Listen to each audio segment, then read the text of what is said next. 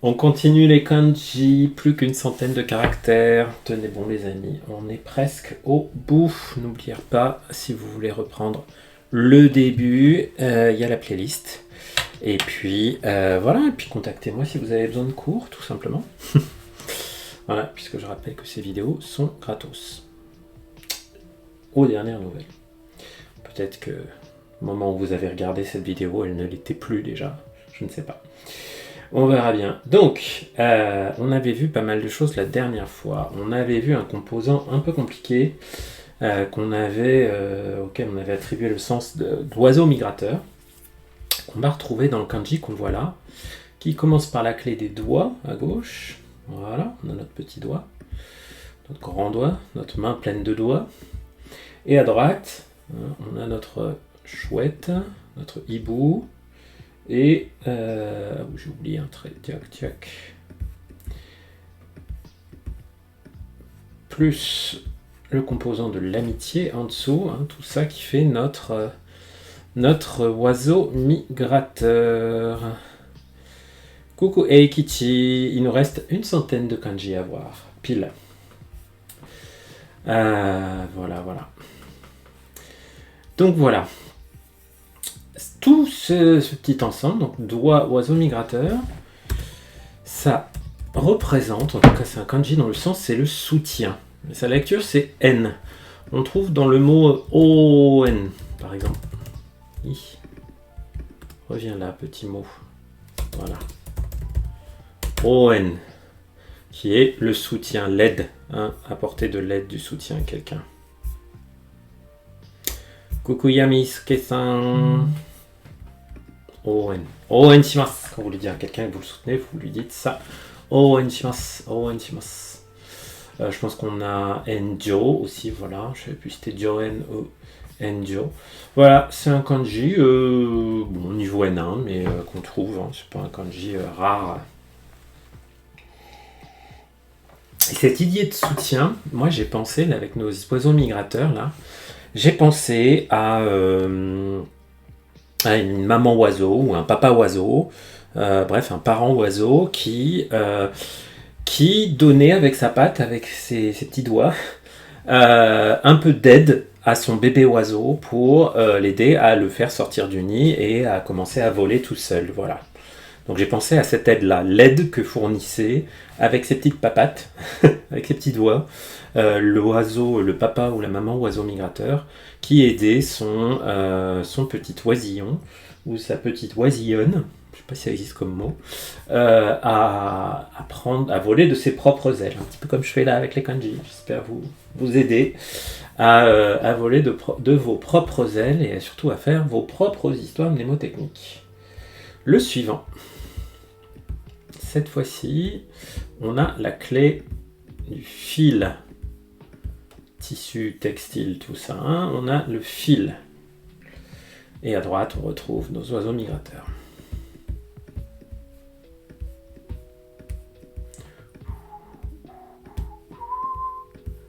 Hop. Fil, oiseau migrateur. Ce kanji-là, qui n'a pas du tout la même prononciation, on, puisque sa prononciation on c'est kan et pas n, c'est le relâchement, le fait de relâcher quelque chose. Et oui. Qu'est-ce qu'on va relâcher ? On va relâcher l'oiseau migrateur qui s'est pris dans les fils du filet de pêche ou de chasse. Bref, voilà. Si vous tombez sur un oiseau migrateur tout empêtré dans des fils, dans les fils d'un filet, vous allez le relâcher, bien sûr. Vous allez lui venir en aide. Donc la lecture on c'est kan, comme dans kanwa, ici, qui est le fait de d'étendre, la détente de quelque chose. Et on a toute une flambée d'adjectifs. On a yurui. Yurui, ça veut dire c'est un peu lâche, c'est un peu détendu, quoi. Peut-être un peu laxiste d'ailleurs. Yuruyaka, qui veut dire à peu près la même chose. Et on a des verbes d'ailleurs, yurumu, se relâcher, ou yurumeru, détendre quelque chose, relâcher quelque chose. Relâcher son attention par exemple. Voilà, voilà. Donc celui-là, les composants sont bien concrets, bien visuels. Il est assez facile à retenir, je trouve. C'est plus les prononciations qui sont sur la prononciation on que je trouve pas évidente à retenir. Alors, là, on va retrouver notre petit drapeau, notre petit fanion. Et en dessous, alors on avait un kanji un peu compliqué. Parce qu'on a quelque chose, on a un insecte dedans, avec en plus une ceinture. Je ne sais pas si vous vous souvenez de cet élément-là. Une sorte de petit trait sur le dessus, comme une petite feuille là. Tout cet ensemble-là. C'était dans quel kanji qu'on avait vu déjà? Le 563, bim bim. Je reparcours le bonhomme. Le bouquin, ouais. En fait, tout cet élément-là, là, c'est ce qu'on retrouve dans le vent, dans le kanji du vent. Donc si vous voulez, vous pouvez retenir aussi un peu l'idée du vent. Kaze, je vous le mets à côté pour que vous le voyez un petit peu. Voilà, Kaze. Ouais, il y a ce petit, ce petit insecte avec une feuille sur la tête. Bon, là en plus, il a une espèce de ceinture en plus autour de la taille. Voilà, mais ça ressemble quand même pas mal au vent. Ok. Ce kanji, le plus souvent, il va se lire zoku ou shoku. On a même directement un verbe qui est zoku suru, qui veut dire appartenir à, l'appartenance. Donc, concept plutôt abstrait, pas facile ce kanji, je trouve, du tout, à mémoriser. Ah oui, Shokutaku, mais c'est pas avec le même. On va le voir juste après celui-là, ouais. Donc voilà. Surtout Zoku, qu'est-ce qu'on a déjà à part Zoku Suru. J'essaie de me souvenir. Ah oui, Kinzoku, le métal, ouais, avec l'or avant. Fuzoku, quelque chose qui est rattaché à, qui appartient à. On peut avoir Fuzoku Suru, être attaché. Voilà, donc pas facile tout ça. Moi j'avais pensé... à quoi j'avais pensé déjà comme histoire? Alors, je m'étais fait une histoire liée avec le mot anglais belong, to belong somewhere, qui veut dire être à sa place. Et je m'étais fait une idée comme quoi le vent avait emmené des insectes sur un drapeau, et que quand je voyais mon drapeau recouvert d'insectes, je leur disais mais you don't belong here, vous n'êtes pas à votre place. Donc voilà. C'était pas facile à mémoriser celui-là. Donc bon courage à vous, mais je suis sûr que vous allez trouver quelque chose avec un petit insecte. L'insecte qui appartient au drapeau. Peut-être qu'on peut imaginer des insectes un peu qui sont qui sont une guerre de territoire et qui essaient de planter des drapeaux. Ouais, si vous aimez les jeux vidéo, il y a plein de jeux vidéo où on peut faire un mode capture the flag, où pour gagner, il faut récupérer le drapeau de la partie adverse, de l'équipe adverse. Peut-être que vous pouvez penser que les petits joueurs, c'est comme des petits insectes qui doivent être rapides comme le vent pour aller récupérer le drapeau qui appartient à l'équipe adverse. On peut se faire une histoire comme ça. Hein? Salut Didox qui cooks. Ok, le suivant lui ressemble énormément. On lui rajoute juste à gauche. C'est pour ça que je les confonds souvent ces deux-là. Mais c'est pas grave. On va essayer de clarifier ça dans la tête en les revoyant. On lui rajoute la bouche à gauche, la clé de la bouche. Voilà. Et à droite, c'est pareil.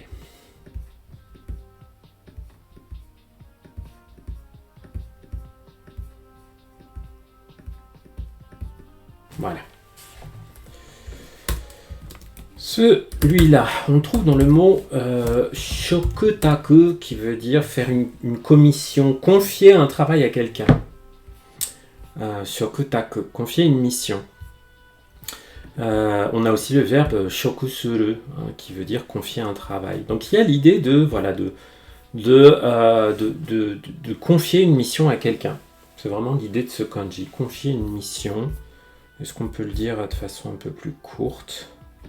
Comment je le dirais de façon... Ouais, je m'y confier à... Demander à quelqu'un de... Vous voyez, il y a le verbe tanomu, qui s'écrit normalement avec un autre kanji, celui-là, mais qui a une et qu'on avait déjà vu, qui a une idée, un concept assez proche. Voilà. Donc on a la bouche qui appartient à l'idée de confier à quelqu'un. J'avais pensé, je m'étais un peu, j'avais pensé plus aux confidences plutôt que confier dans le sens je te remets quelque chose. J'avais pensé être plus à une confidence, un secret qu'on disait avec les lèvres de la bouche. J'avais pensé à des amoureux qui se disaient à l'oreille je t'appartiens, avec la bouche là comme ça. Donc d'où cette bouche un peu en cul de poule là sur le côté. Donc voilà, faire une confidence, confier quelque chose, c'est pas exactement le même sens, mais je l'ai à peu près mémorisé comme ça. Ensuite, alors on va avoir un élément à droite un peu bizarroïde qui ressemble beaucoup à notre petit insecte dans le vent là, mais un petit peu différent. On va commencer dans ce kanji avec la clé de la personne, une personne seule. À droite, on va avoir une rizière, dont on ne va pas faire tout de suite le trait vertical, parce que le trait vertical va dépasser, ok. Et ensuite, je fais comme la partie basse à gauche. Je fais une ceinture, et puis la fin de mon insecte. Il est bizarre lui, il est un petit peu bizarre. Je suis pas sûr d'avoir fait le bon ordre des traits. Peut-être qu'ils sont distincts, ces deux traits ici. C'est pas grave, on va vérifier ça.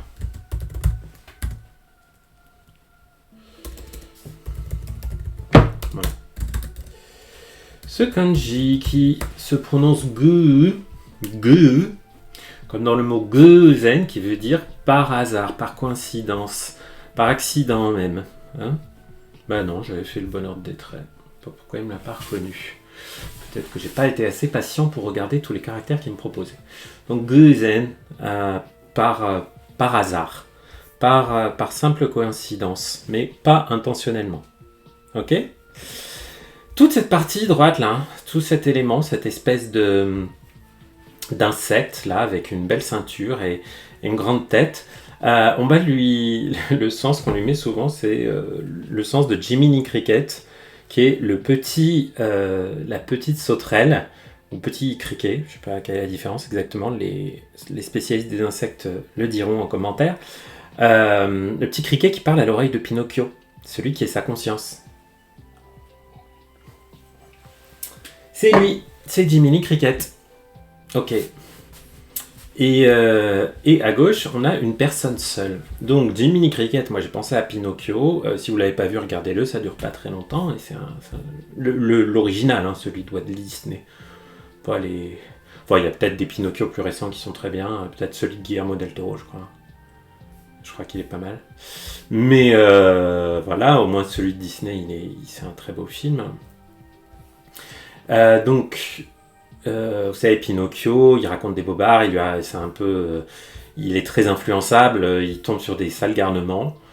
Donc j'ai pensé qu'il tombait par hasard, Pinocchio, c'était une personne, il tombait par hasard alors que c'était une personne seule, il tombait par hasard sur Jiminy Cricket, qui allait lui prodiguer des conseils et l'aider à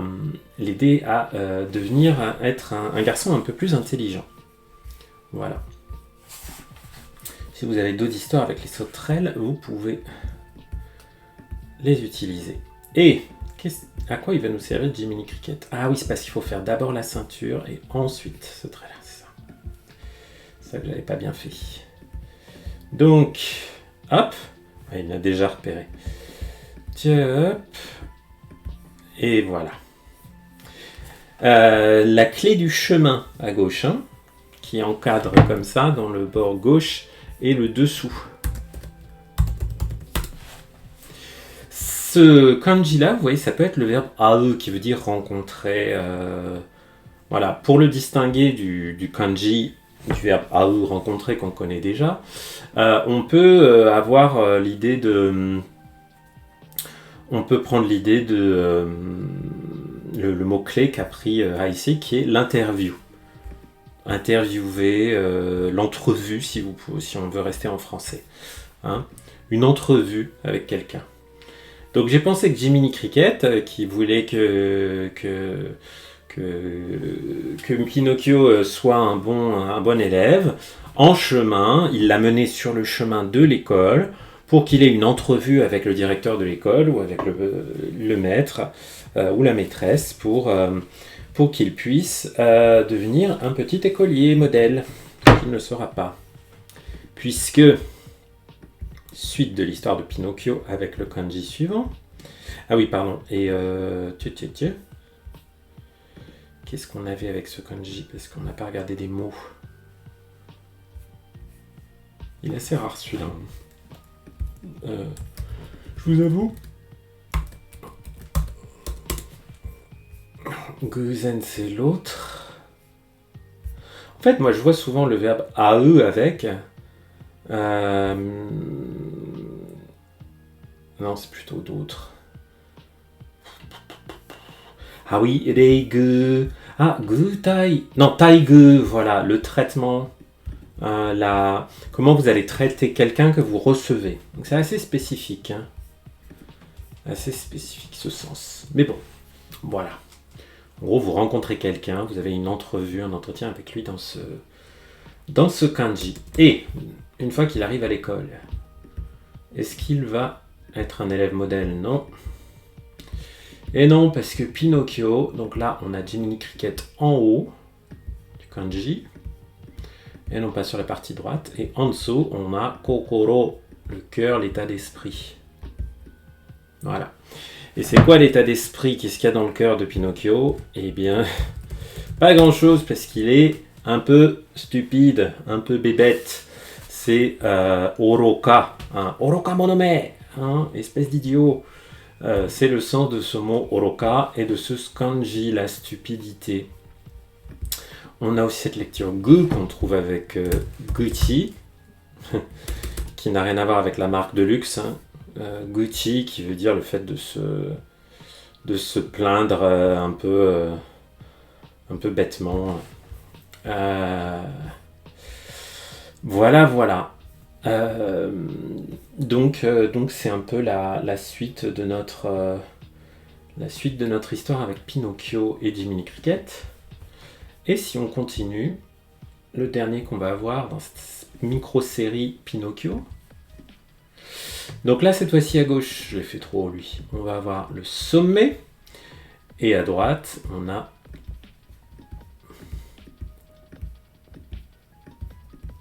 Jiminy.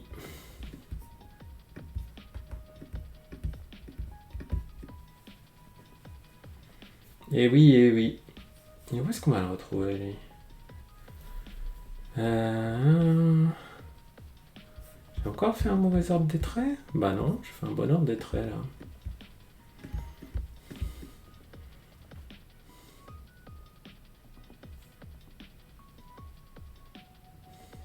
Dommage.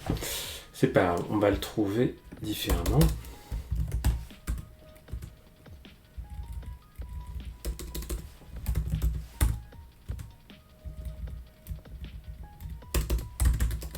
Voilà. Avec cette lecture, semi qui veut dire un coin, un recoin même plutôt. Hein, un petit recoin. Hein, c'est pas comme kado qu'on avait vu qui était l'angle. Là, c'est un coin, un petit coin. Comme il est idiot, quand il a atteint des sommets d'idiotie, notre Pinocchio, hein, ben avec Jiminy Cricket, ils se sont fait mettre au coin. Voilà, la punition un peu bébête. Un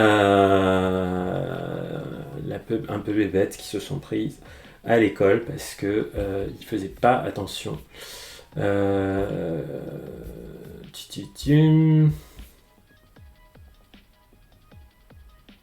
Voilà, non mais déjà la prononciation soumise, c'est pas mal à retenir avec ce kanji. Ensuite, nouveau petit composant avec deux petites cornes, un trait horizontal, et ensuite quelque chose qui ressemble à la montagne avec une petite queue vers le bas. Vous voyez ? Je sais pas d'ailleurs exactement dans quel ordre ça se met.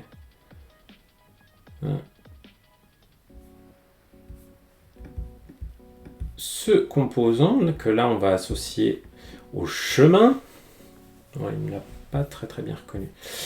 On va lui attribuer le sens d'une chèvre de montagne. Moi, je me suis dit, c'est la chèvre de Monsieur Seguin qui s'était échappée, qui se fait dévorer par le loup. Je ne sais plus d'ailleurs si dans l'histoire elle se bouffait ou pas. Vous me le direz.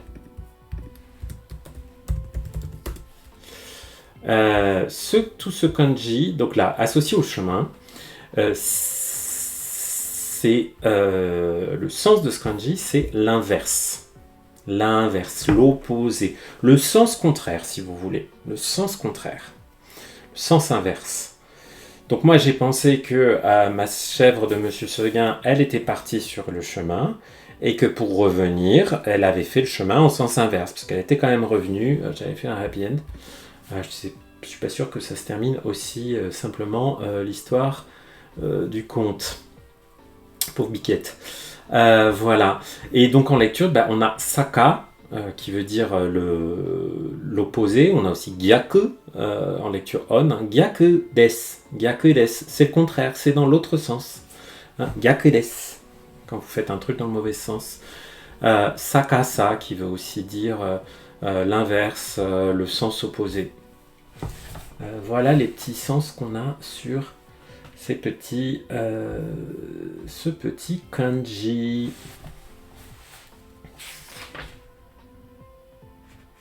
Oh, et le suivant, il faut s'accrocher un peu. On va commencer avec notre petit bouquetin, notre petite chèvre de Monsieur Seguin, que j'ai pas très bien fait.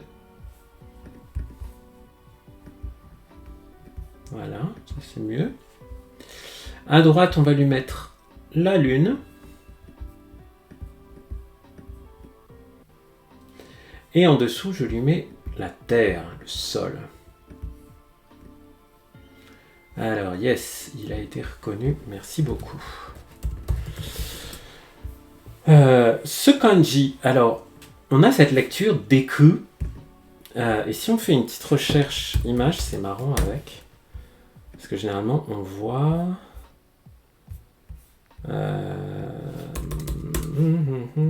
Non, pas ça. Ah, mais je pensais à des petits mannequins de bois, mais on les voit pas comme ça. C'est pas grave. On va aussi avoir une lecture so, dans un mot comme sosei, qui veut dire la plasticité, c'est-à-dire la possibilité d'être modelé à une autre forme. Vous voyez, il y a une idée de moule qui va vous servir à faire quelque chose. Moi, j'ai pensé que ce qui va servir à modeler une forme, quoi. J'ai pensé qu'il fallait 1 mois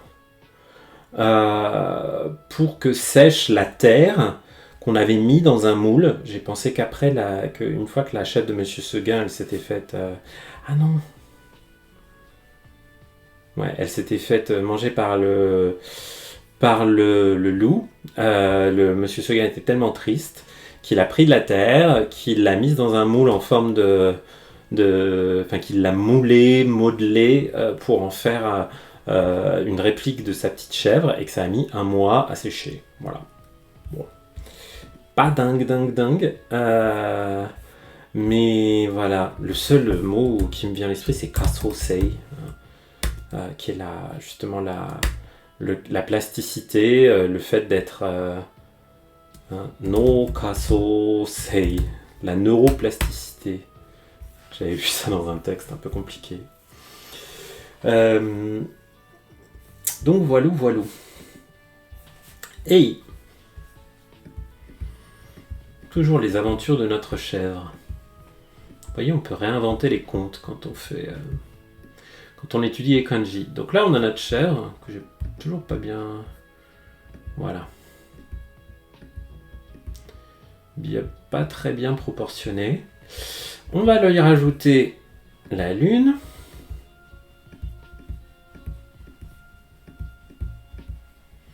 Et le chemin.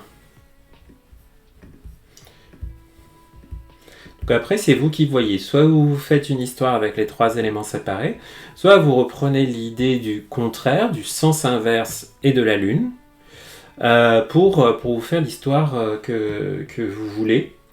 Tchac. Là, il me le met avec un petit trait en plus. Je pense pas que ce soit un problème, je n'espère pas. Ouais. Tout à fait, voilà.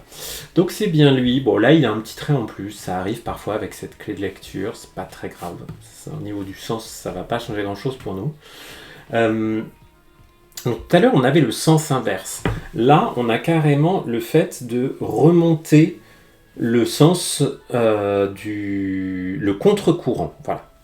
Ou remonter une pente dans le sens inverse, quoi. C'est le sens du verbe sakanoboru. Un sakanoboru, saka c'est une pente. Noboru c'est monter. Donc remonter la pente, c'est ce que ça veut dire. Et on a aussi les lectures so et saku. Mais à part sakanoboru, ouais, je le connais pas non tellement de mots ce kanji. Donc, là,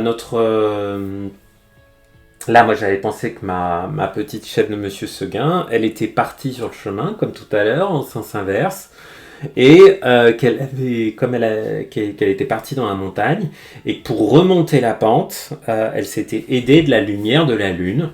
C'était grâce à la lumière de la lune qu'elle avait pu trouver son chemin dans l'obscurité, puisqu'elle était partie la nuit.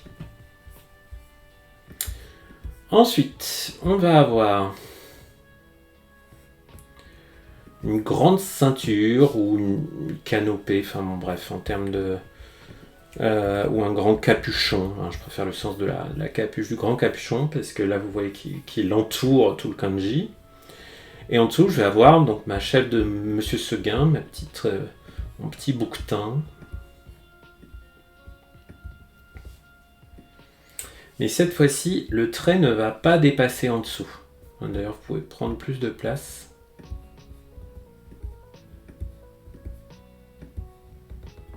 Voilà. Voilà. Ce kanji-là, on le trouve dans plein de noms propres. Tout ça, il se prononce Oka et ça veut dire une petite colline. On avait d'ailleurs vu un autre kanji qui se prononçait comme ça et qu'on trouve beaucoup plus dans ce sens-là. Mais celui-là, on le trouve dans plein de noms de villes comme Fukuoka, par exemple, Shizuoka, Monsieur Okada, etc. Donc, il est très fréquent quand même avec cette lecture Oka, dont on oublie parfois un petit peu le sens. Parce que voilà, ce sens premier, on ne tombe pas beaucoup dessus dans la vie quotidienne. On tombe surtout comme nom de lieu ou nom propre. Voilà. Donc Oka, la petite montagne. Bon bah voilà. Si on pense que là c'est notre capuchon, bah, on peut penser que le pauvre Monsieur Seguin, il est parti dans la montagne, dans la colline. Il a mis son capuchon, il a pris son baluchon et il est parti essayer de rechercher sa petite chèvre. Notre petite montagne, on va la retrouver dans le suivant, où on a ici D'abord à gauche, la clé de l'or, donc les métaux. Et à droite, mon petit mont. Un petit mont. Voilà. Ce kanji-là, on le trouve dans le titre d'un animé et manga que j'aime bien, qui est Hagane no Renkinjutsu, Full Metal Alchemist, en bon français. Et donc Hagane, c'est l'acier. L'acier. Voilà. On peut lire Ko, Kozai, l'acier en tant que matériau. Seiko, la Syrie. Non pas le pays, la Syrie, mais une Assyrie. Et cette lecture Hagane. On peut se dire que le métal qu'on fore dans un mont, qu'on a une mine dans une petite montagne, dont on extrait un minerai, un métal, qui sert à fabriquer de l'acier. Voilà. Parce que si je dis pas de bêtises, l'acier c'est un alliage, hein, c'est pas... ça ne se trouve pas comme ça à l'état naturel. Et notre mont, on va le retrouver là aussi, et puis on va céder de l'acier. Ouais.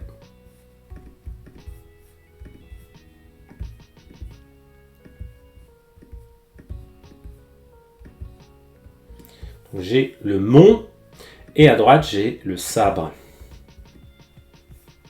Ok. Ce kanji-là signifie la solidité, quelque chose de très solide. Hein. Voilà. Vous voyez, combiné avec le kanji de la force, tsuyoi, ça donne go... Et non, pardon. Non, c'était pas ça que je voulais. Ah non, là ils l'ont... en fait, là ils l'ont substitué l'un à l'autre. J'aime pas quand ils font ça sur Jishio. Ils me perdent quand ils font ça. Parce que je pensais à Gojo, mais non. Ah voilà, Goken, hein, la vigueur solide, la vigueur un peu virile. Avec le Ken de Skoyaka, un vigoureux, solide, bien solide dans son corps, en bonne santé. Hein, le Ken de Kenko. Donc voilà, Goken. Goken na hito. Voilà.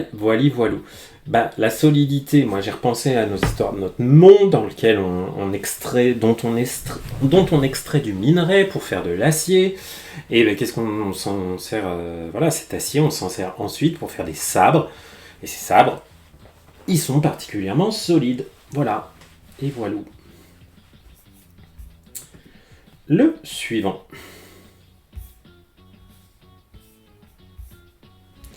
Là, on va retrouver le cheval ou midi, hein, qu'on avait vu il y a quelques temps. Go de gogo, l'après-midi, gozen, le matin. Et on va lui ajouter en dessous quelque chose, un petit récipient, une petite pelle. On va lui combiner en fait la montagne. Donc j'ai le cheval et la montagne. Ok. Le cheval et la montagne. Bon.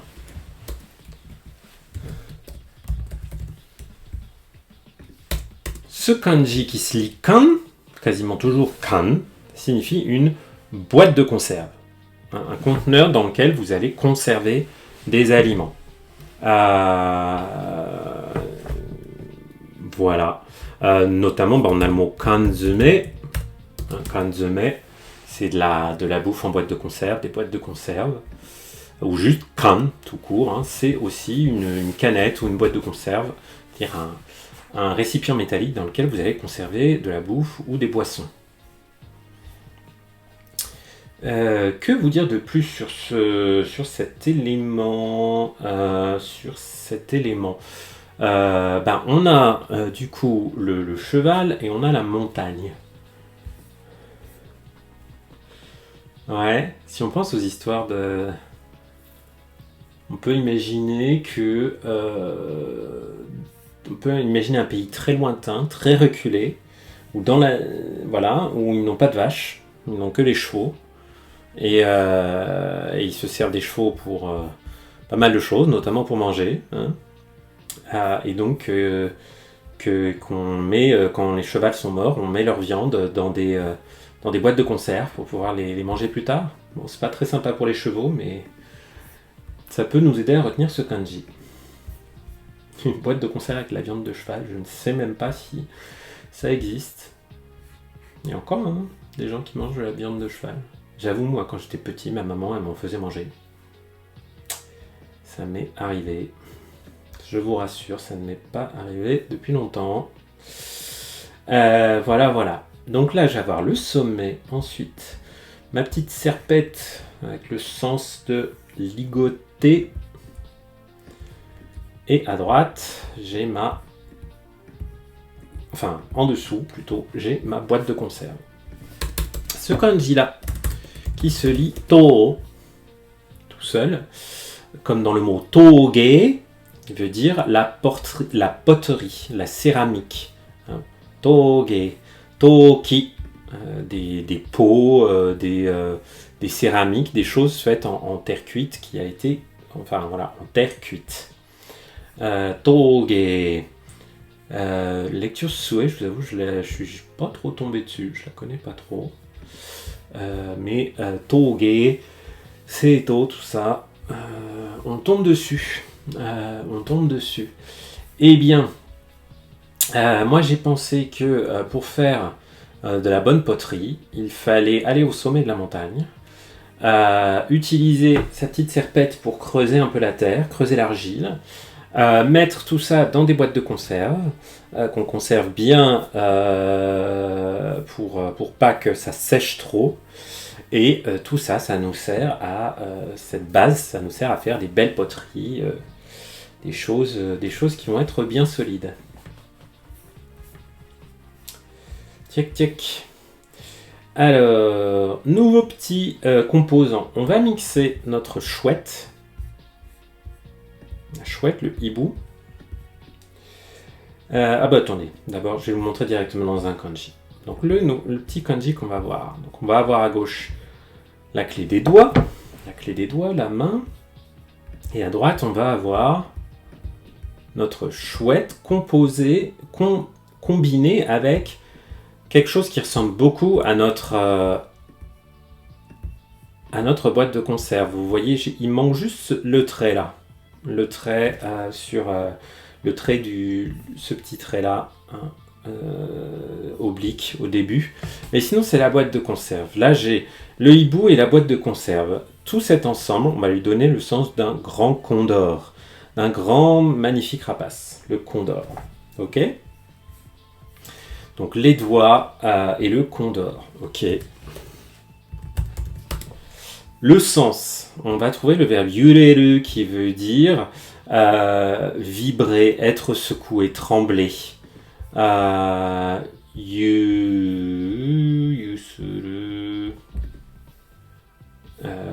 Tiac. Sinon, trouver des versions transitives. Voilà, yuru, qui veut dire secouer quelque chose, le faire vibrer. Il y a une secousse avec ce kanji. Yureteiru. C'est en train de... Ça vibre. On est secoué là. Donc voilà, on est ballotté.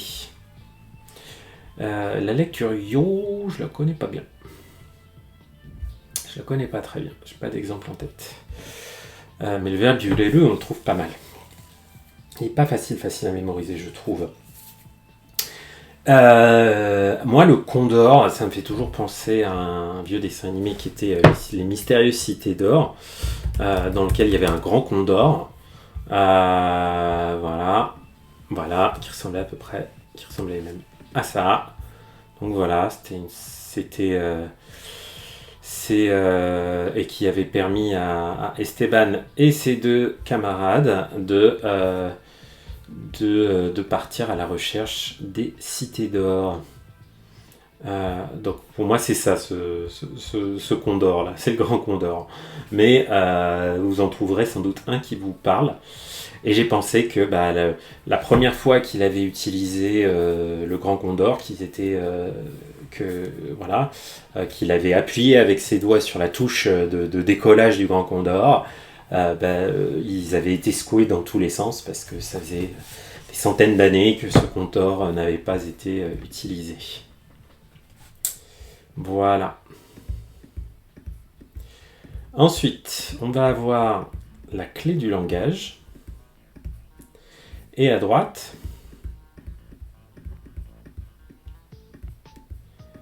le condor.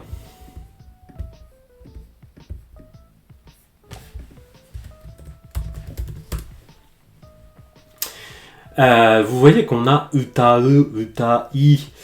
C'est des lectures très rares pour ce kanji parce que bien qu'il veuille dire chanter, c'est plus spécifiquement le fait de chanter comme dans le no, comme dans le théâtre traditionnel no japonais.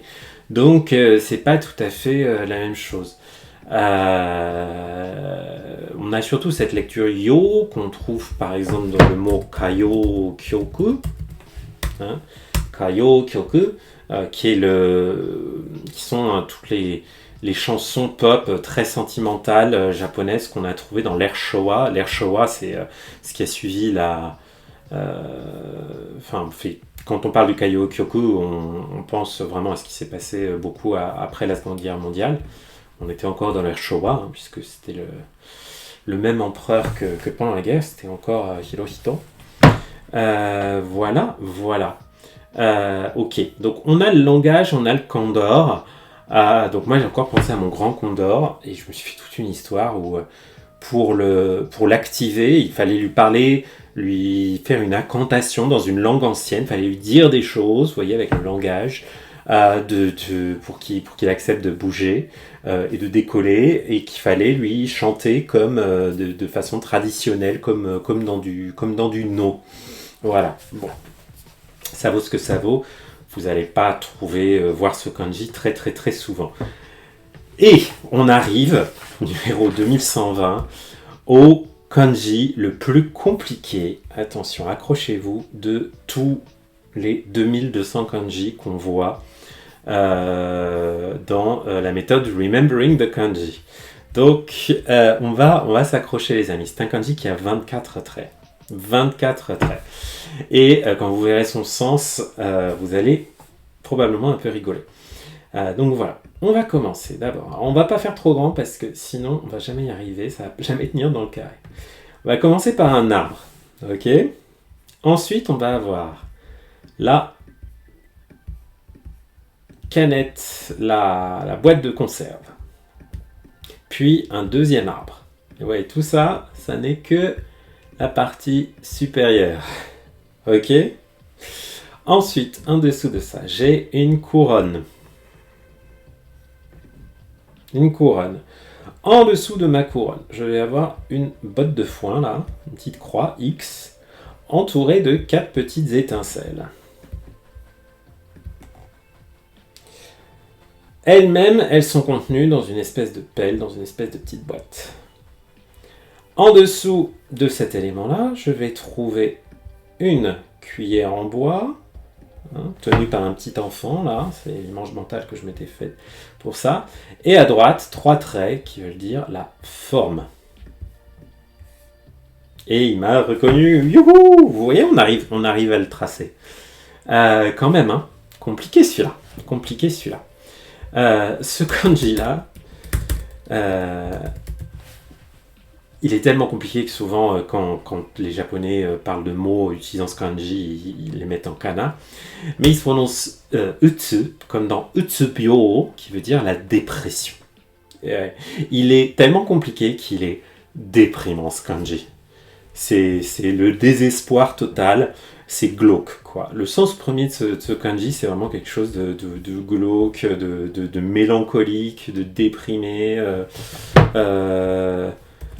Voilà quoi, ça va pas. Bon Il y a pas de kanji qui ressemble à ça. Il est tellement complexe celui-là. Enfin, je veux dire parmi les 2200 de la méthode. Hein. Il y a des kanji plus compliqués que ça encore. Quand on va rechercher des trucs plus anciens et quasiment jamais utilisés. Mais dans les 2200, il n'y en a pas de plus compliqué. Hein. Ah non, c'est 29 traits, je crois. Dans ma tête, pourquoi j'en avais 24 1, 2, 3, 4, 5, 6, 7, 8, 9, 10, 11, 12, 13, 14, 15, 16, 17, 18, 19, 20, 21, 22, 23, 24, 25, 26, 27, 28, 29. Ouais, il y a bien 29 traits. Et j'ai sous-estimé la difficulté. Donc je sais pas vraiment quoi vous dire, hein, parce que deux arbres avec une boîte de conserve suivie d'une couronne, une botte de foin, etc., etc. Bon, ça fait beaucoup de choses. Je pense pas que ça vaille le coup d'écrire un roman pour ce kanji. En revanche, ce kanji, voilà, quand je suis tombé dessus, je me dis mais c'est pas possible quoi qu'il existe, qu'il soit tellement compliqué. Du coup, je l'ai assez bien retenu quoi, parce que j'aime bien le dessiner et tout, même si très souvent je me trompe. Je me trompe en inversant ce composant-là, la forme et la cuillère. Je sais jamais lequel est où. Parfois je mets la forme en bas à gauche, ce qui est beaucoup moins joli. Mais donc voilà, la dépression, Utsubyo. On a aussi Yutsu, hein, la mélancolie.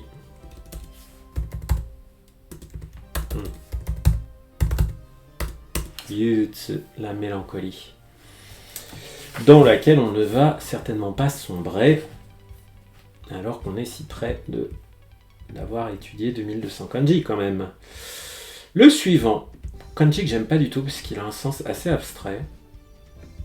Donc à gauche, on va avoir la capitale, hein, Miyako ou le Kyo de Kyoto ou de Tokyo, bien sûr. Et à droite, on va avoir un composant un peu bizarre qu'on avait vu il y a quelques temps, qui était une espèce de chien unijambiste. Vous voyez, c'était un chien mais un peu déformé. Ou d'ailleurs, j'ai pas mis mon dernier petit trait au bon endroit. Vous voyez, il avait cette papate là qui traîne un peu. Voilà. Donc un chien un petit peu étrange. Il me l'a pas retrouvé. Ça va être compliqué les amis. Ça va être compliqué. Ah bah oui, mais c'est parce que j'ai peut-être fait... Attends. Si, c'est bien ça. 1, 2, 3 et 4.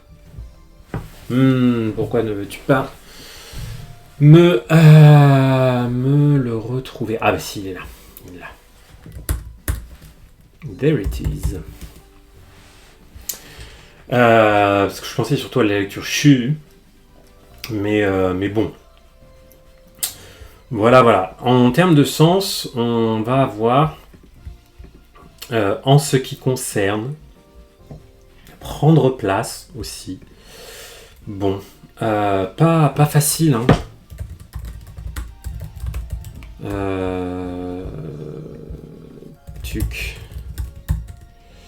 Moi, j'avais pensé comme histoire à un conseil municipal de la capitale, très sérieux, qui avait un problème parce qu'il y avait trop de chiens dans la... vous pouvez retenir que c'est juste le chien à droite, hein, ça change pas grand-chose. Qu'il y avait trop de chiens dans la capitale et que ça faisait plein de crottes de chiens. Et donc, lors du conseil municipal, quelqu'un arrivait avec des mesures en ce qui concerne les crottes de chiens, voilà. Bon, c'est pas dingue. Tiac. Ce shu, on le trouve dans l'expression japonaise shu-shoku, qui est le fait de trouver un emploi, particulièrement le fait de rentrer dans la vie active, trouver son premier emploi après des études supérieures. Hein, puisque dans l'idée traditionnelle de la carrière japonaise, on trouve son premier emploi et on reste dans la même boîte. Hein. C'était le système de l'emploi à vie qui a sérieusement du plomb dans l'aine. On a aussi le verbe tsuku. Alors, le verbe tsuku, il y en a plein d'autres. Mais avec ce kanji-là, c'est l'idée de prendre des fonctions, d'arriver à une certaine position, notamment accéder au trône, par exemple, quelque chose comme ça. Et donc c'est le sens de ce kanji. Pas facile, hein, courage. Où est-ce qu'on est? Ah oui, le suivant. Alors le suivant, donc on a en ce qui concerne, on va le retrouver. Et à gauche, on va heureusement avoir un truc un peu plus concret qui est le pied. Assis. Et ensuite, j'ai donc en ce qui concerne. Donc un kanji pas méga beau, avec 3 parties verticales qui suivent. Voilà. Et la même lecture on que le précédent, donc shu, parfois shuku, et le verbe keru qui veut dire donner un coup de pied. Donner un coup de pied. Il y a aussi l'idée de refuser quelque chose. Refuser quelque chose. C'était quoi déjà le refuser que je connaissais avec ce kanji? Non. Ishu. Un coup de pied. Hein. Refuser complètement quelque chose. Voilà. Donc j'ai un pied, je donne un coup de pied. Bon, en ce qui concerne mon pied, ça sert à pas mal de choses. Mais en ce qui concerne les arts martiaux, le pied, ça sert à donner un coup de pied, par exemple. En ce qui concerne le pied, il y a différentes fonctions, dont la fonction de marcher, mais aussi la fonction de coup de pied. Voilà. On peut essayer de retenir quelque chose comme ça. Ah oui. Là, on va avoir un nouvel élément qu'on va dessiner direct, qui est le putois. Alors, il ressemble pas mal à l'élément de la truie. Vous voyez, on commence par un trait comme ça, 2 petits traits en dessous, un peu comme pour la chouette. Et après, on a le reste de l'élément de la truie. Tout ça, c'est un putois. Notre putois, il est comment? Notre putois, il est bien. Là, à droite, on a l'argent. Un putois argenté. Un joli putois argenté. Et en dessous, on a le cœur. Ouh! Putois argenté. Ah, tiens, il ne m'a pas bien reconnu. Il m'a mis celui d'après. Il n'aime pas mes kokoro, hein, lui.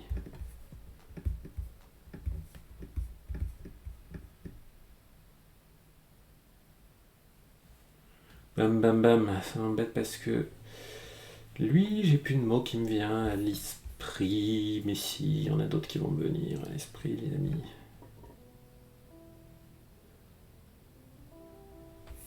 Bam. Ok. On va faire autrement. On va trouver par son numéro. Voilà. Donc,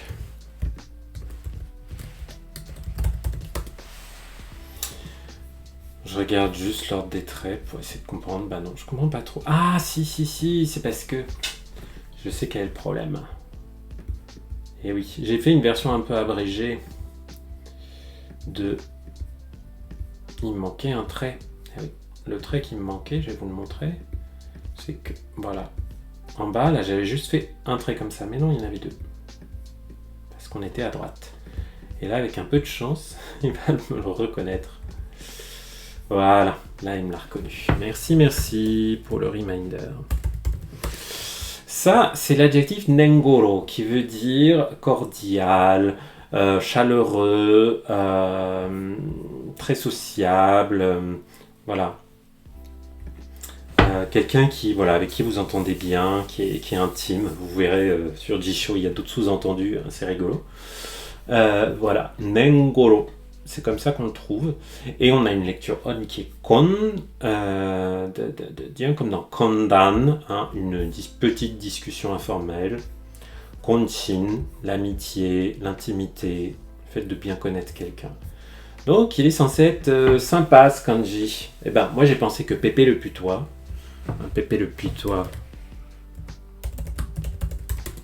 c'est un personnage assez problématique d'ailleurs.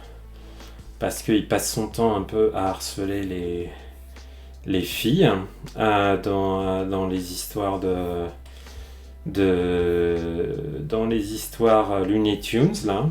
Je pense qu'il passe moins bien aujourd'hui. C'est peut-être pas plus mal, mais bon. Moi je le connais encore, donc j'ai pensé que c'était lui. Je me suis dit que voilà, son état d'esprit, c'était quelqu'un d'assez sociable, d'assez amical. J'ai pas juste pensé que c'était un gros pervers, ce qui est sans doute le cas. Mais voilà. Sociable, amical. Ensuite,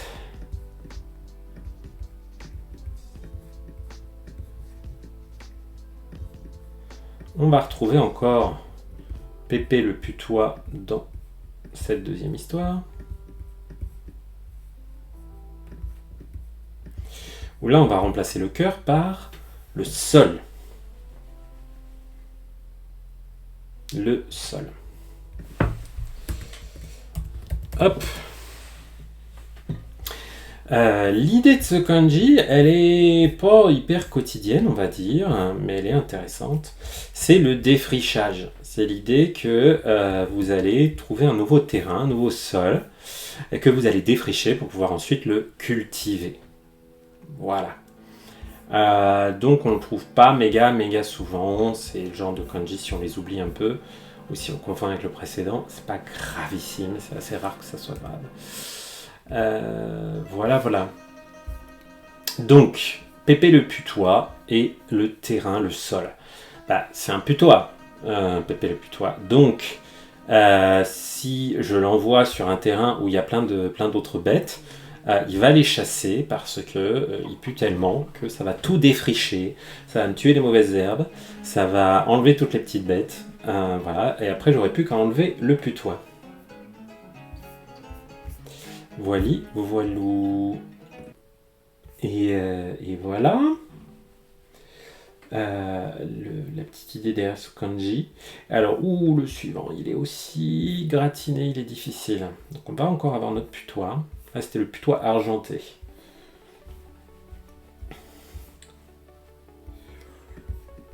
Tchac. Oups.